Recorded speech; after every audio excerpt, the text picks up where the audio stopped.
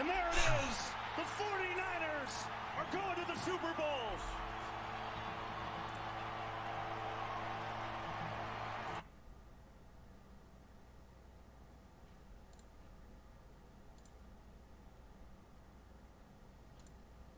Why? Had to do it one more time. No, I'm just kidding. It's been several days now since the Lions lost the NFC Championship game. And it just didn't feel right trying to do a 2023 review, feeling so bad. I'm sure like many Lions fans, we had a fantastic season.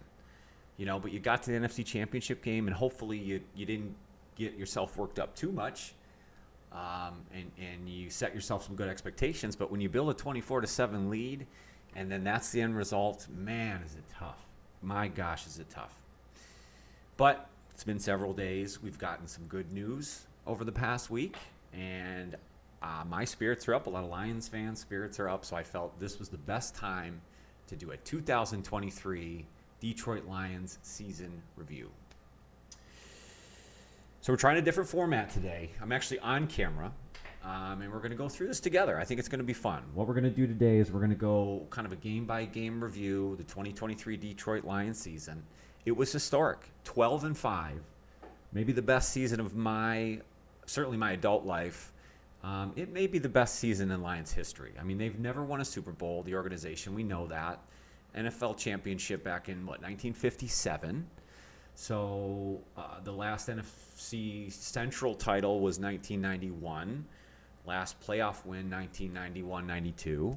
NFC Championship game that year, and they lost to Washington.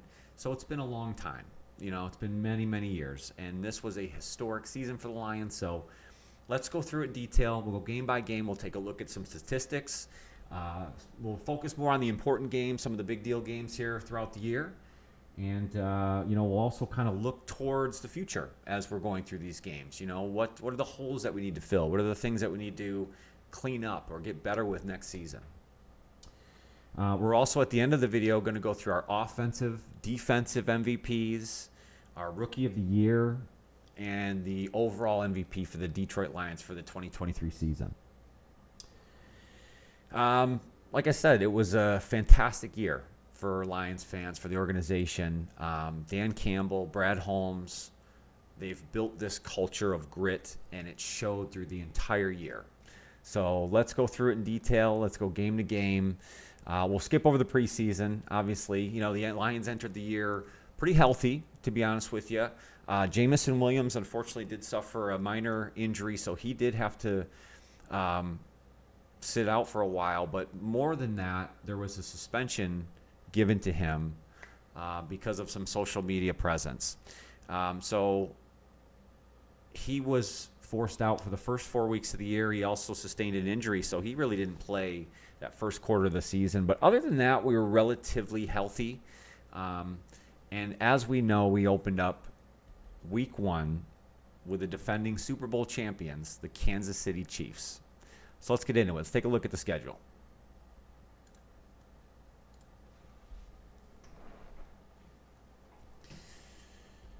So like I said, let's skip right over to the regular season here. Kansas City week 1, we know, was a 21-20 victory for the Lions. A huge statement win to start the season. I mean, leaving last year with the last, what did they go, 8-1 over the last 9 games of the 2022 season. Beating Green Bay on the road in Lambeau, building up a ton of hype as they entered this offseason. They made good free agent moves as they entered the year. Guys like Cam Sutton, Emmanuel Mosley, again coming off an injury. Offensively, they were carrying over a fantastic statistical season with Ben Johnson leading the charge as offensive coordinator. So we entered the season with a lot of hype, but you're going to Arrowhead Stadium, Kansas City week 1 against Patrick Mahomes and the Chiefs. Now, they were without Travis Kelce. They were without one of their key defensive linemen. Okay, so there was a lot of talk throughout the preseason and entering that week that, Kansas City wasn't at full strength. So would this mean the most to the Lions even if they got a victory? Well, they did. They went to Arrowhead. They made a statement. They played very well, and they got a win. No matter if anybody thinks it was an asterisk or not, that was a victory. That was a statement win. It was a great way to start the season. So 21-20 Lions. The headline from ESPN says, Lions spoil Chiefs celebration of Super Bowl title by rallying for a 21-20 win in the NFL season opener. A couple things out of that game. I think the first thing was just the presence of Lions fans in Arrowhead. I mean, it was almost overwhelming to see the sea of blue in that stadium. That was really cool. I mean, for them to play on Thursday Night Football, opening the year up, that was really cool, as a Lions fan, to get the respect to be in that opening game against the defending champs. They were raising their banner during that game, so there was a lot to play for Kansas City. That was a big deal. So for the Lions to go on the road and get that victory, that was huge. New acquisition David Montgomery in the offseason had a pretty big day, 21 carries, 74 yards, 1 TD. Jared Goff was good that day as well, 22 of 35 for 1 score. So again, a great way to start the season.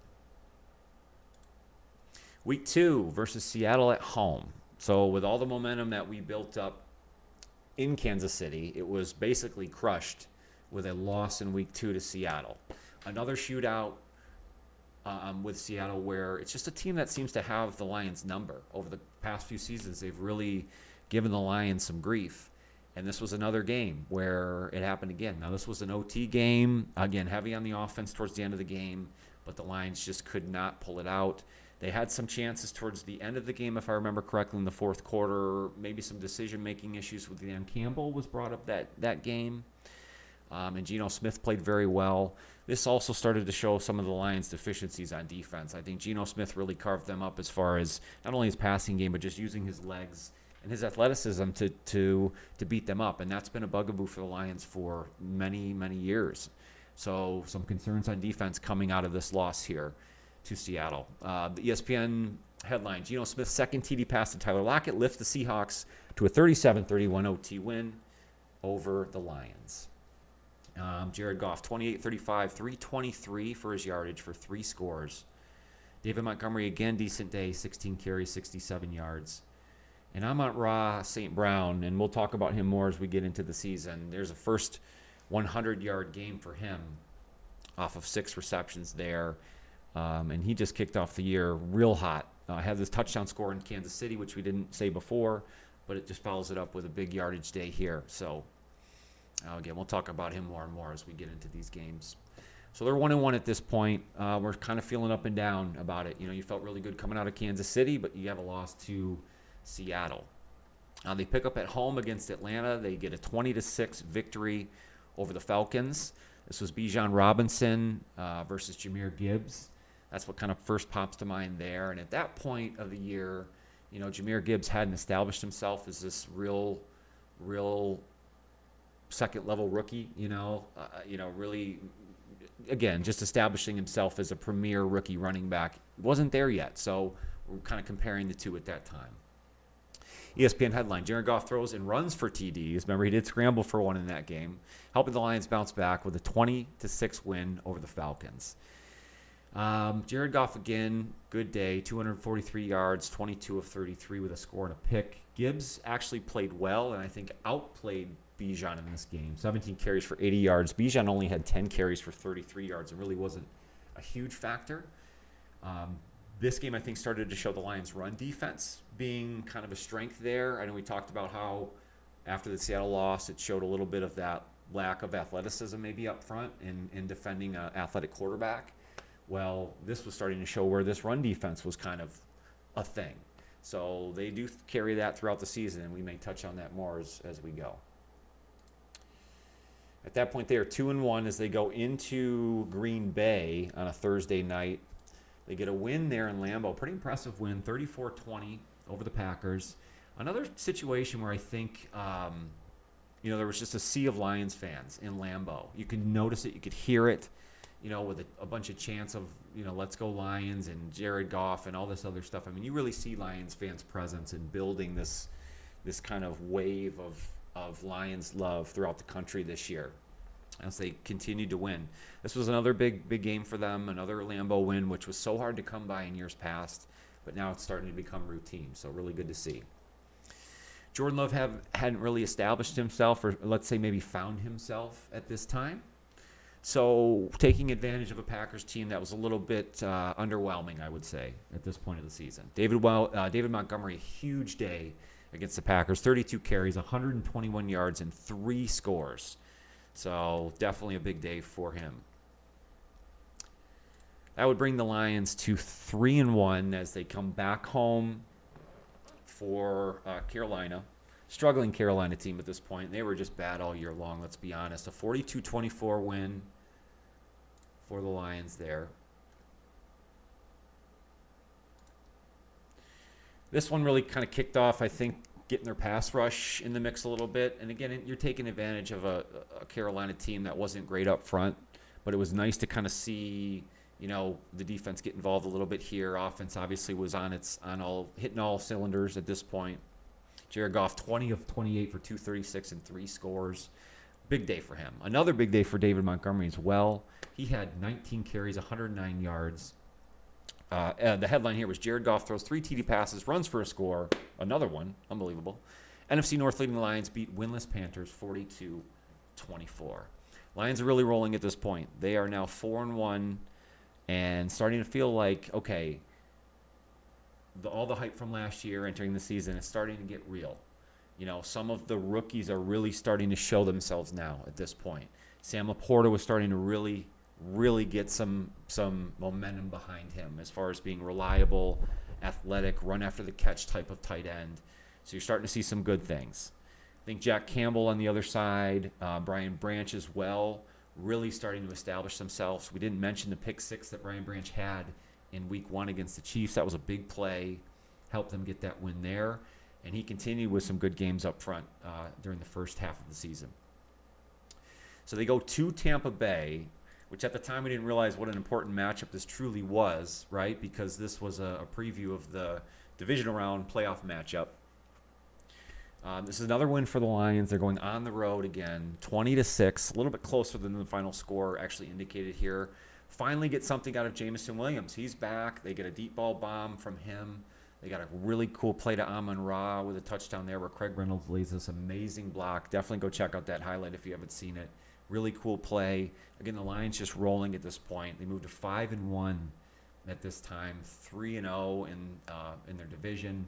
Everything's looking really good at this point. Jared Goff, another fantastic day. 30 of 44 for 353 and 2 scores. Craig Reynolds had to kind of carry the weight on the ground because we had some injuries to the running back room at that time. So unsung hero Craig Reynolds stepping up. Now, he did not have a good day on the ground at all. 10 carries, 15 yards. But that's not why you rely on Craig Reynolds or a guy like him. He put in the work. He gave you key blocks. He gave you what you needed there to get by and get a win. And this is a game where Jared Goff really had to take over. The Lions' offense historically is up front, O-line, running the football, controlling the line of scrimmage and running play action off of that. This one, they kind of had to rely on Goff, and he showed a lot in this game, really did.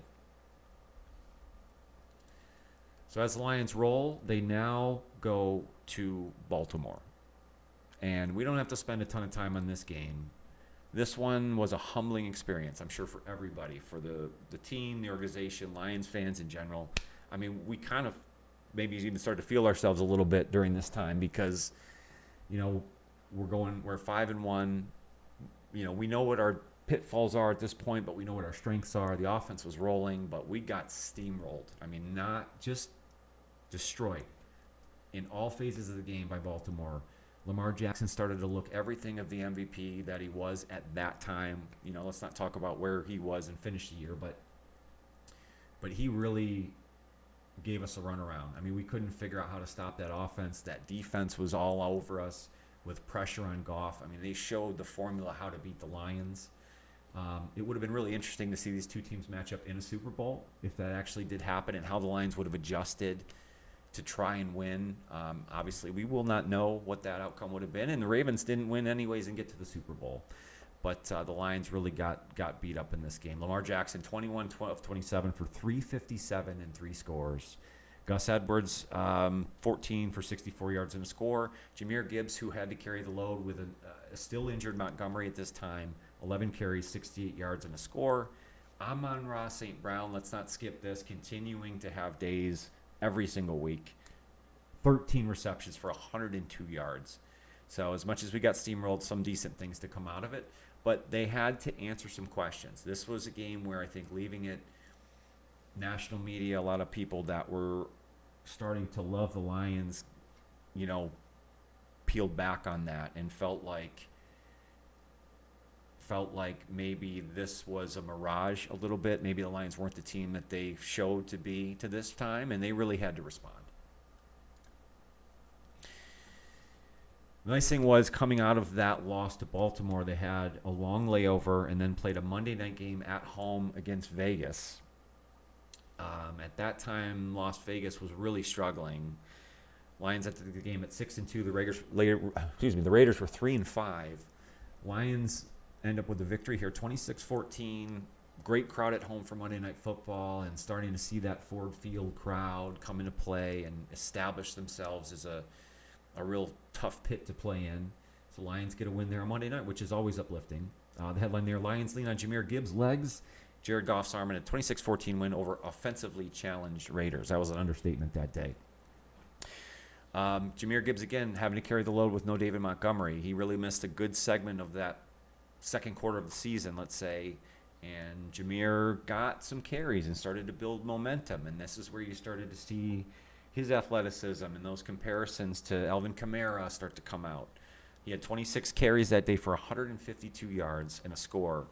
And if I remember the broadcast that day, I mean, they leaned on him in that first drive, and he looked great. Jahmyr Gibbs looked great, and they called him out. It was a really good show for him. Jared Goff, 26 of 37, 272 and a score, also a pick that day. Amon-Ra, again, Sun God, 6 receptions, 108 yards, just continuing his dominance.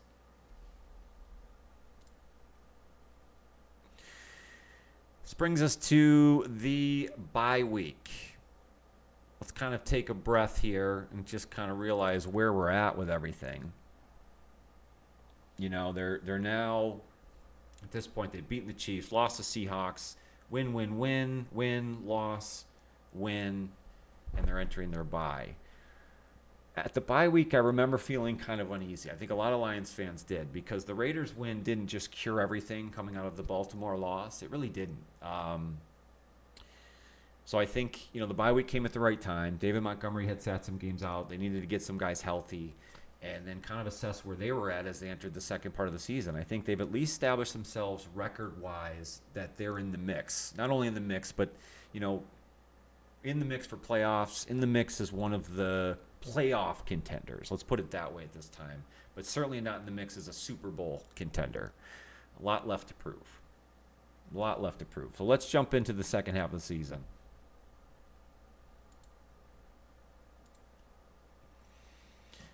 All right, so they make a travel across the country. They go to Los Angeles. They're going to play the Chargers. This was a high-scoring affair. This was an offensive explosion, CBS broadcast, Jim Nantz, Tony Romo. Really good vibes in this game, and Detroit's offense was humming, man. They looked really good. Defensively, it's a different story. You gave up 38 points. The secondary looked awful. Holes in the secondary started to really play a part in this. You never got C.J. Mosley back. You're relying on Cam Sutton as a number one corner.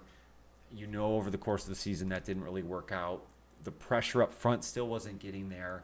Thank goodness their offense was playing as well as they were. Headline from this one, Goff, Lions outlast Herbert, Chargers 41-38 on Patterson's last-second field goal. Riley Patterson at that time was our kicker. We know we ended the season with Michael Badgley, but that was a situation where he actually got a key kick from somebody to win a game. That was rare for the Lions. We know Dan Campbell was more on the aggressive side, and the kickers aren't usually a factor. Unfortunately, that may have played a part in their downfall at the end of the year, but here it was a big reason why they won. So they end up with a victory, 41-38. They're 7-2 at this time, and feeling, again, really good about themselves. Defensively, again, they know where their holes are, but offensively, they're still continuing to play extremely well. Jared Goff was 23 of 33 for 333 yards, say that 15 times straight, for 2 scores. David Montgomery back after the bye week, feeling better about himself. He is at 12 carries for 116 and a touchdown. And guess what? Amon-Ra St. Brown, 8 receptions, 156 and a score. Man, we're lucky to have him.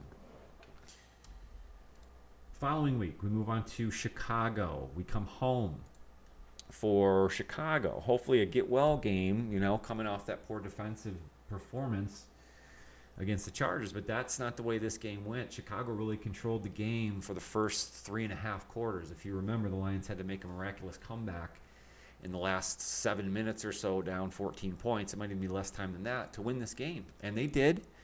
They did. Teams of Lions old would not have won this football game, so you're starting to see some things where in the past maybe it wouldn't have worked out.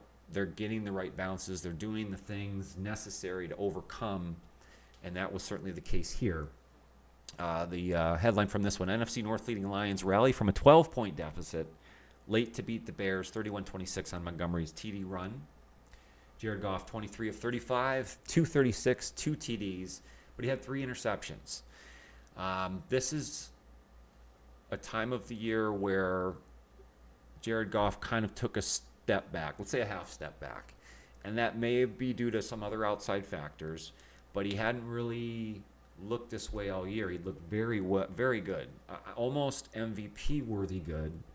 But this game really starts a trend of questioning whether or not Jared Goff is going to be able to bring this all home for us.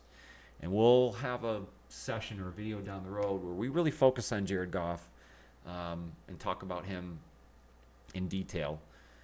But this wasn't his best game. David Montgomery, 12 carries, 76 yards and a score late to win us the game. Amon-Ra St. Brown, 77 yards only in this game with 8 receptions, but did have a score. So Lions do get a victory. They're 8-2 at this time, but shaky, very shaky. Let's be real. It was very shaky. Typically, Thanksgiving would mean good things. For the Lions, not so much historically. And the trend continued here with a bad-looking loss to the Green Bay Packers, 29-22. Green Bay came out and just stomped on them from the get-go. They had a deep pass right off the bat and kept their foot on the gas all day. The Lions tried to mount a comeback, but just didn't have it all there. The O-line didn't look good. Running game wasn't great. It just wasn't all there that day. And this is where, I'll just say it for me, I started to really question, okay, maybe this team isn't as for real as I thought. I mean, yes, their record is 8-3 still, and you got a lot in front of you, but the Packers really didn't look good at this time. Jordan Love, this was kind of his first turnaround game, and I think kicked off the Packers' string of good football as they went towards the end of the season. And they took care of business here on Thanksgiving Day at Ford Field against the Lions.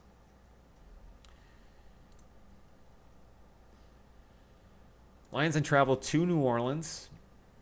Really needed a get-right game here, and they came out on fire. I think they opened up 21-0 in this game, ended up winning 33-28. So as much as the offense looked well early, things kind of stalled. They let New Orleans back in the game. The headline from this one is Sam Laporta has a career day for the Lions. Saints QB Derek Carr hurt as the Lions win 33-28. Now remember, we did knock Derek Carr out of the game late, causing Jameis Winston to come in, and their offense stalled at that point, and they were moving and grooving at that time. And the fear was that if David Carr didn't get hurt, we might lose that football game. And another fortunate turnaround for the Lions, where they're still able to overcome late. Jared Goff made a couple great throws in the last drive to kind of seal it, and the Lions get a victory. Jared was 16 of 25 for 213 and 2 scores. Jahmyr Gibbs, 8 for 60 yards, and Sam Laporta that career day with 9 receptions, 140 yards and a score. At this point, he's kind of established himself as, definitely the best rookie tight end in the class, maybe one of the best rookies in the class in general. Between him and Jahmyr Gibbs, and then Brian Branch and Jack Campbell on the other side, it's clear at this point that the draft from Brad Holmes was top-notch. I mean, people questioned Jahmyr Gibbs' pick in the first round, followed up by a tight end, and both of them are shining. And it really makes you feel good about the future for the Lions. And again, we'll talk about that once this is over. But again, this is a game where they really shine, and Sam took full front in this one. Lions leave this game at 9-3, and feeling really good about themselves. Although defensively, you got a ton of questions. You still got a ton of questions, and regrettably, they may have even the worst game of the season. Even in looking at the Baltimore game, to me, they laid an egg in Chicago here, losing to the Bears 28-13 on the road. They just didn't have heart that week. I didn't see it. I didn't feel it. It's tough to go on the road in the division. You've already played the Bears once. It's tough. It's a tough spot, but you expected more out of a good team. That brings them to 9-4. Jared Goff was 20 of 35 that day for 161. It's a lot of throwing the football with minimum yardage for 1 score and 2 interceptions. Jahmyr Gibbs, 66 yards on the ground and a score. But just not enough, and the defense couldn't hold Chicago down. Again, another situation where you have an athletic quarterback that we just can't get home on. A ton of pressures, but not getting home for sacks. Aiden Hutchinson was really fantastic as far as his energy level, being able to get close to the quarterback, create pressures, get hits, but getting home just wasn't there. And that's the entirety of the line, but you need your best player on the line. Aiden Hutchinson, second player drafted last year, you need him to take over or start to establish himself, and it just wasn't there at this point.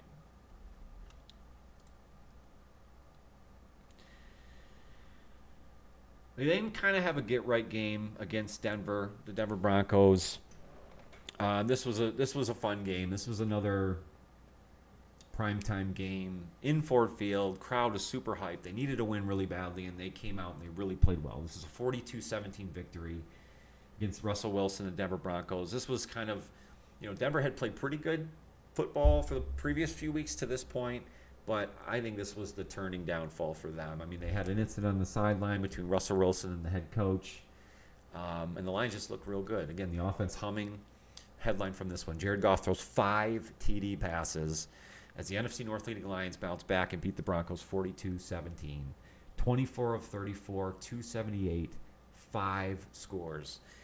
Jared Goff needed this game very badly. He had not played well the few weeks prior to this. He started to turn the ball over. He had some fumbleitis, if you recall.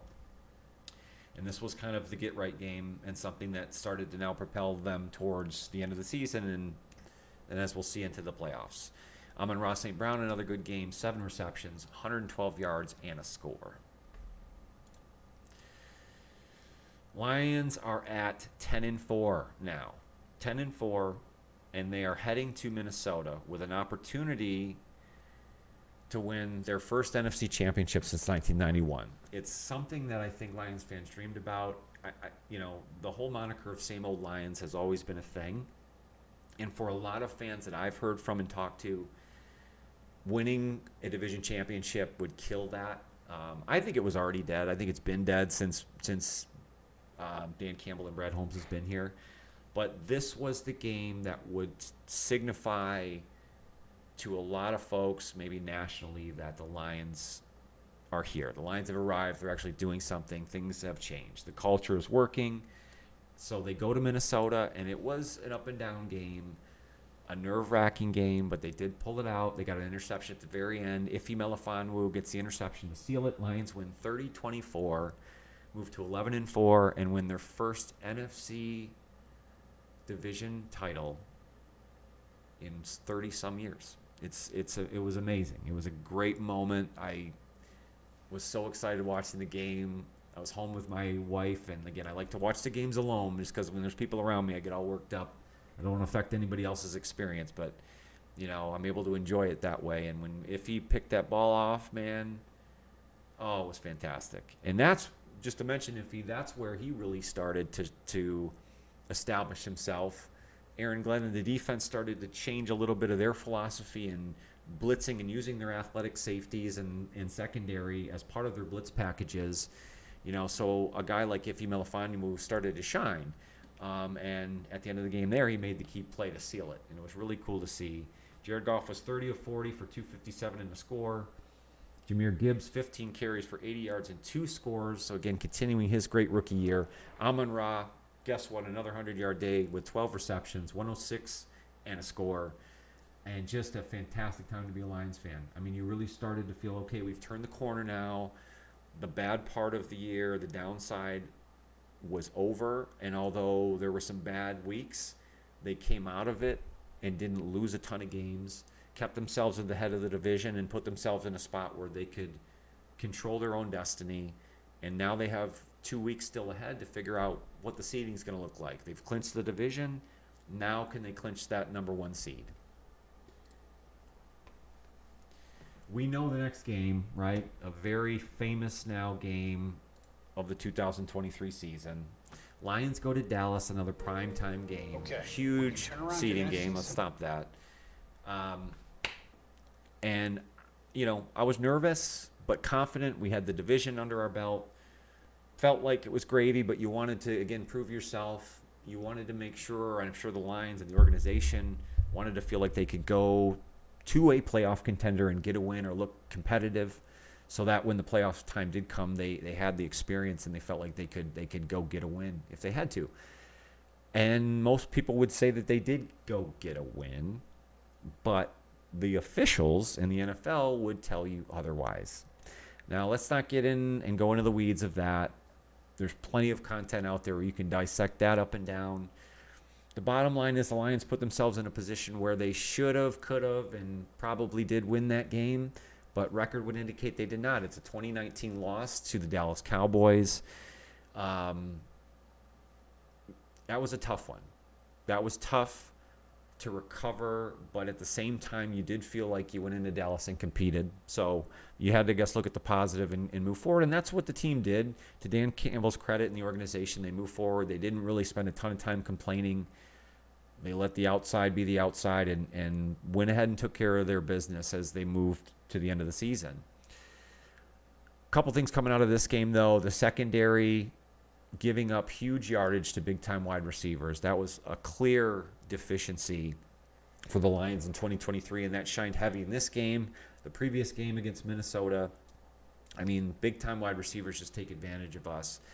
The quarterback for any team basically that played the Lions was having career days because the pass rush wouldn't get home, causing the secondary to look bad. It's tough. And again, we'll talk more in detail how to fill those holes down the road. But that shined here. It shined here, and unfortunately it shined in a loss. CeeDee Lamb had 13 receptions and 227 yards and that long TD touchdown score in that game. But the Lions had to move past it, and they did. To their credit, they had to go back home, play Minnesota to wrap up the season in the situation where a coach has to decide, what do we do here with this, right? We kind of established ourselves in the 3 seed at this time. There was an outside shot at a 2. And Dan Campbell has to decide, am I going to play my players? Am I going to sit them, rest them, and prepare for the playoffs? It's not the first coach, won't be the last coach to have to make these decisions, and there's many schools of thought on how to handle this. Dan Campbell has an aggressive style. He's proven that over time throughout this season. We'll talk about it more in a little bit. In this case, he was aggressive again and decided to play his players. He wanted to maintain momentum, make sure his guys stayed warm, didn't get rusty. Now, the negative side of that is you're taking a huge risk in potential injuries, and they did get one in this game. Sam Laporta had a very nasty-looking knee injury. I mean, if you watch that replay, on first glance, I thought he dislocated his knee, and that was season ending. I mean, you couldn't have told me otherwise when he went down and you see that replay. Miraculously, it was a bone bruise and a muscle stretch, but nothing was torn or destroyed, and he ended up playing through the rest of the season in the playoffs. And it's easy to look at it now from the 2020 perspective, but when that week happened and Sam Laporta got injured, man, Dan Campbell got beat up for that. And although they got a win, 30-20, and some decent things came out of it, and I think in the end, Dan Campbell was able to maintain the momentum in a sense of guys got to play and they won. But the focus was so much on that injury and would Sam Laporta play in the playoffs or not, it overshadowed a lot of other things. In the end, I don't think, the fact that Sam didn't sustain the injury is what the biggest thing is, but in the end, I think it was the right call. I do. And whether or not Sam was hurt, I still think it's the right call. You got him for this team being so young. You got a lot of rookies. You don't want these guys going cold or getting stagnant or content, especially as you enter the playoffs. You're trying to do something you haven't done in 30 some odd years. So I think it was the right call. So it's a 30-20 win. Lions end the season at 12-5. 12-5. Their best record in a long time. You still have the concern because Nick Mullins tore them up. Justin Jefferson tore them up for 192 yards and a score. Nick Mullins, 396 and 2 scores. So, you got some concerns as you enter the playoffs. You're feeling really good about yourself. 12-5 is an amazing record. It's, I felt amazing about the fact that we won a division. And it felt like there was a lot of good ahead of us. And there really was. We were kind of now at this point thinking we got to wait on the Sam Laporta injury. We got to hear what's going on. We just said that, and I'll say it again. We really, knock on wood, came out of that as best as we could. I'm sure he would say the same thing. The organization would say the same thing. They dodged a bullet because without Sam Laporta, that offense runs a little bit differently. They can't run the same sets, the same formations. The running game is a little bit different because he's key in the blocking game. He was a lot of everything for that offense. And so losing him would have really hurt them in that first round of the playoffs and beyond. But luckily they dodged that bullet. And the Lions head into the playoffs for the first time in a long time, looking to get their first playoff win since 1991-92. And guess who they have to do that against? Guess who comes up to play the Lions in the wild card round of the 2023 playoffs? Who else? Matt Stafford and the St. Louis Rams. The Los Angeles Rams. It was so poetic. It just made all the sense in the world. The NFL script worked itself out perfectly for that. And we got Matt Stafford. Now, I'll be honest, that made me unbelievably nervous. We had an historic, magical season, and I thought, man, no way does it end like this. We cannot let Matt Stafford end our season. So the whole Lions fan base, I think, had that collective nervousness. Excited, pumped that we're going to have a home game. Winning the division gave us a chance to have the first home game playoff in forever, like I said, since 91. And the atmosphere was going to be fantastic. It was everything and some. Ford Field was rocking that night against Matt Stafford and the Rams. It was an amazing sight. It was really cool. It was emotional for a lot of people. You saw a lot of stories about longtime Lions fans and people who have waited their entire life for this. And it was magical. The game itself, the Lions won 24-23, but history will tell you that was so much more than a one-point victory. Even now, a couple weeks even after that loss, it's so magical. And I think even over time that will become more and more. Hopefully the Lions will just win a Super Bowl in a couple years, and that does lose a little luster. But the truth is that scene, the players, the fact that it was against Matt Stafford, it was the right way for that to go down. And the Lions earn a wild card victory, 24-23. The headline from this one, Jared Goff leads Lions to their first playoff win in 32 years, 24-23 over Matt Stafford and the Rams. Jared Goff had a good day, 22 of 27 for 277 and a score. David Montgomery and Jahmyr Gibbs both looked very well. Amon-Ra, guess what? Picked up right in the playoffs where he left off in the regular season. 7 receptions, 110 yards, Mr. Reliable, establishing himself as one of the best wide receivers in the NFL. Got snubbed for the Pro Bowl for some reason, but did end up on the All-Pro team. Certainly earned that and had it all season. And starts off in the playoffs same way. Lions struggle in the secondary again. Puka Nacua, Cooper Kupp ate them alive. And the concern was there again. Matt Stafford, who is a fantastic quarterback, a gunslinger, he chewed through them. So the concern as they enter to the divisional round was, would that be their downfall? The defensive line was okay, not great. Hutch started to really pick up towards the end of the year and into the playoffs, started to actually get home and get some sacks. I think start to establish himself where he really wants to be as he enters next season. So we move on to the divisional round. Baker Mayfield and the Bucs come off a historic win for themselves in the wild card round, and they come to Detroit because of an upset victory with Green Bay going to Dallas, beating them, earning the Lions another home game in the divisional round against Tampa Bay. You got a hot quarterback coming in, Baker Mayfield. You got another big wide receiver in Mike Evans, a good offense, a better defense than what I thought the Rams had. So again, we're very nervous. You felt like you kind of slayed the dragon with Matt Stafford and the Rams. So there was a sense of, okay, how can you allow Baker Mayfield to come in and beat you? But again, anything goes. Unproven team in the Lions, a young team. Jared Goff still continuing to need to prove himself, even at this point. And there were no guarantees entering the divisional round. I think everybody was excited. It was another fantastic atmosphere at Ford Field. And the Lions get another victory, 31-23. Jared Goff looked fantastic. 30 of 43 for 287, 2 scores. Jahmyr Gibbs, another great day. 9 carries for 74 yards and a score. Amon-Ra had a score. Offense really looking good through these playoffs. And I think that's really what carried the day for the Lions throughout the 2023 season into the playoffs, was this offensive scheme by Ben Johnson, big-time plays, rookies stepping up, Amon-Ra St. Brown continuing to establish himself like we talked about. And the offense, to me, is in some cases elite.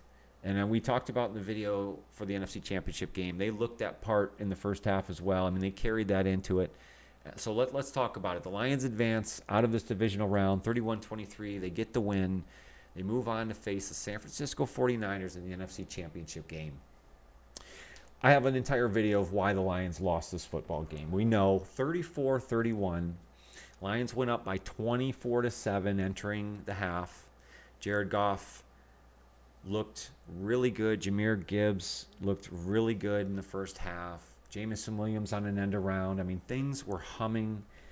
Everything was coming together. And you actually thought for a minute the Lions were going to go to their first Super Bowl.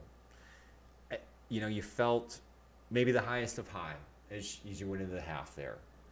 That was maybe the highest of the high of the season. In my opinion, in my personal opinion, it was. But we also hit our lowest of the low in this game as well. Everything that could have went wrong in the second half. I've said this to a lot of people about this game. I felt like you got the full spectrum of Detroit Lions football in 2023 in one game right here with the 34-31 loss to San Francisco. You saw the offense reach the highest of highs, show their elite status. You saw their big-time players make plays. The defense was opportunistic. You saw the secondary and the blitz packages, up front was okay. I mean, and again, everything that they've shown you throughout the year, it was at its highest in that first half, and then in its lowest in its second half. So you got the full spectrum, and a full picture of what this team has and what this team doesn't have as they leave the 2023 season and go into 2024. So, yes, it was a disappointing way to end the year. But for them to go as far as they went, for them to get to the NFC Championship game, it was a historic season. I mean, it's the best season of my lifetime. This is the most fun I've ever had watching Detroit Lions football. I enjoyed it so much, and it was tough. It was tough to lose that game. I tried to talk myself into different scenarios, but again, when you're up 24-7 at half, you start to think about planning a Super Bowl party. And of course, I didn't say it out loud. You never do that. But those thoughts enter your head. And regrettably, the second half happened the way it did. And we are where we are. It took a couple days to recover, but now, as we started the stream before, or as we started this video before, things have now happened in the offseason that really start to make you get excited already about next year. Ben Johnson, the offensive coordinator, Aaron Glenn, the defensive coordinator, have both agreed to come back. The band is coming back together. We got a video on both of those guys in the archives. And the continuity will continue into 2024. The offensive scheme, which is shown to be elite, should continue into 2024. And with added pieces with free agents in the draft, I think there is nothing but good things to come.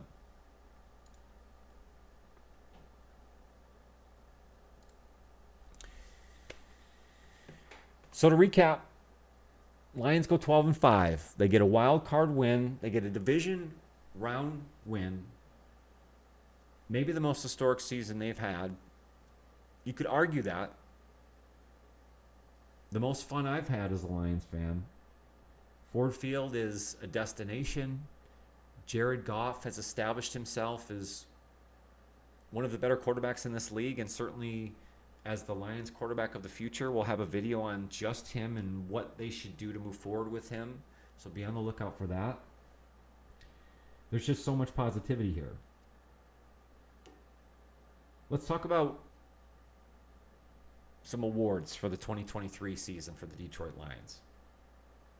Let's talk about offensive and defensive MVPs. This is my personal opinion. Our offensive MVP for the 2023 season for the Detroit Lions is Jared Goff. I think, and I just touched on it, but I'll say it again, that man has earned a paycheck with the Detroit Lions. He's earned the opportunity to carry this team into the future. There were points in the season, I think, where it was still up in the air. The third quarter of the season, I would say, really made a lot of folks think. But overall, and now that he's carried us through a division title, wild card a division, he's brought us to an NFC Championship and was on the brink of a Super Bowl. And really, he didn't lose that game for us. I mean, he was, even through the second half, it wasn't his fault. But he's established himself, and throughout the course of the year, he made plays. He is really good at the play action game and works well in the Ben Johnson offense. And the fact that Ben Johnson's coming back another year with Jared Goff, I think just continues this. So Jared Goff is my 2023 Detroit Lions offensive MVP. Defensive MVP was tough. This was a tough one for me. We didn't talk a ton about him in this review, now that I'm thinking back on it. But without him, without this man, I think a lot of things changed defensively. And the way I thought about it was, who could we not afford to lose in this season to continue and get to the point where we're at? The first person that popped to mind, and he did not win the award in my opinion, was Alex Anzalone. I think he deserves a shout out.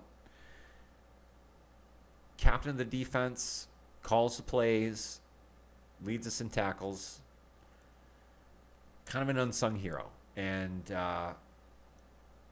he had a fantastic year, even into the playoffs.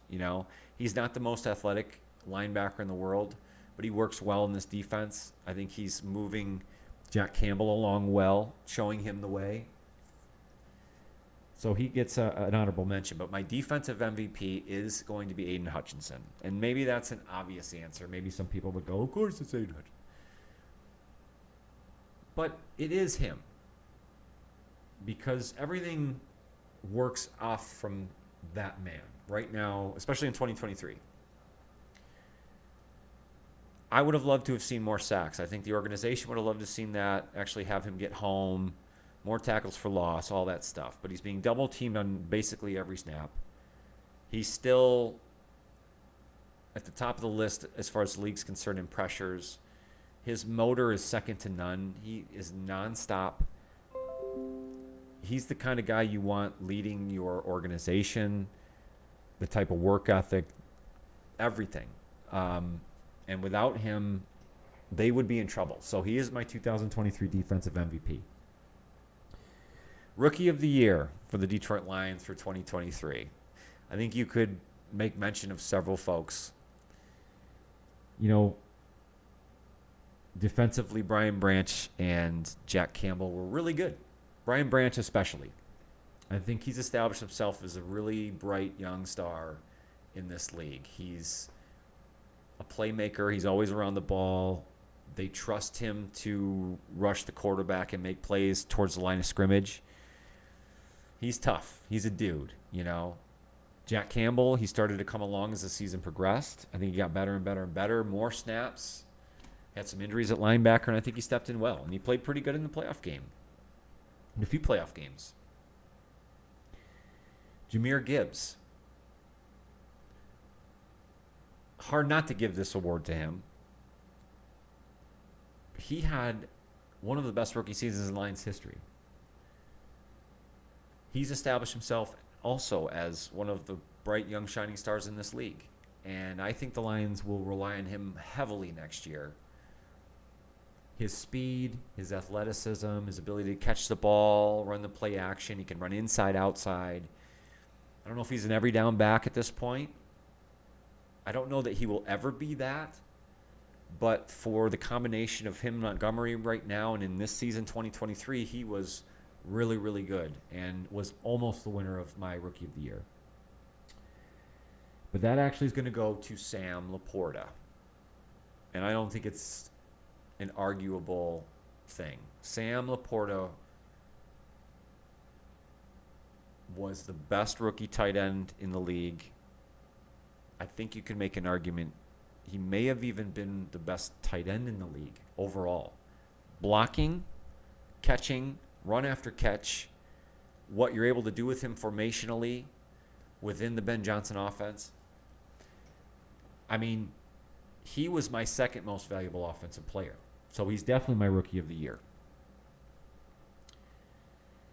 Honorable mentions to Amon-Ra St. Brown.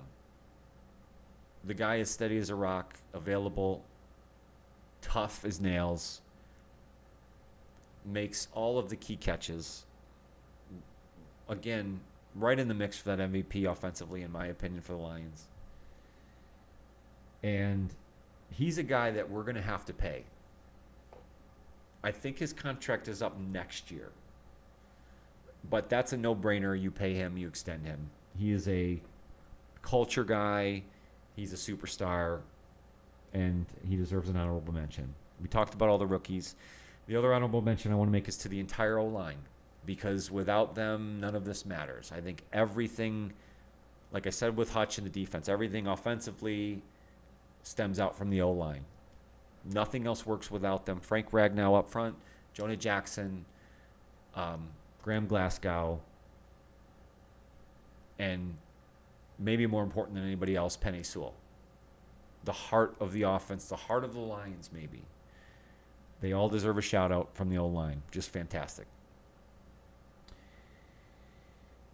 My overall MVP for the Lions for 2023 has got to be Jared Goff. Again, he's established himself. He's going to be the reason you get to a Super Bowl. Or he's going to be the reason you don't get to a Super Bowl in the next couple of years. I mean, there's always other factors. Many things are going to come into play. But to me, he was your MVP. And he showed it in the playoffs. He showed it in the NFC Championship game. It's unfortunate they didn't win. I would have loved to see him get an opportunity at a Super Bowl and to close that whole trade and disrespected thing. Just close it off and become elite, but we might have to wait one more season for that. But Jared Goff is my 2023 Detroit Lions MVP.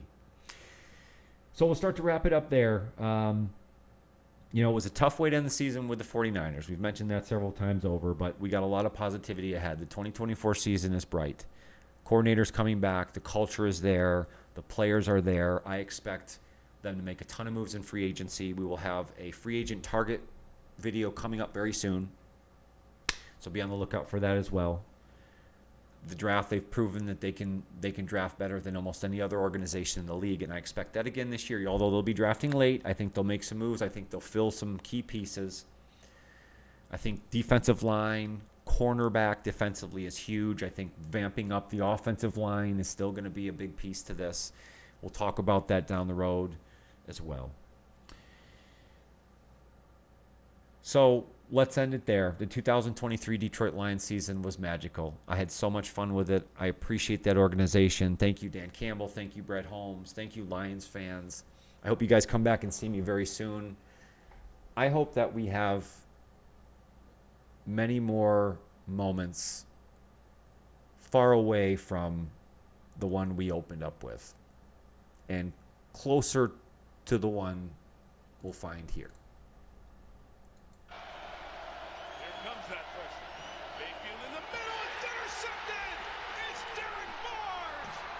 It's off to San Francisco for the Lions. Let's go, Lions.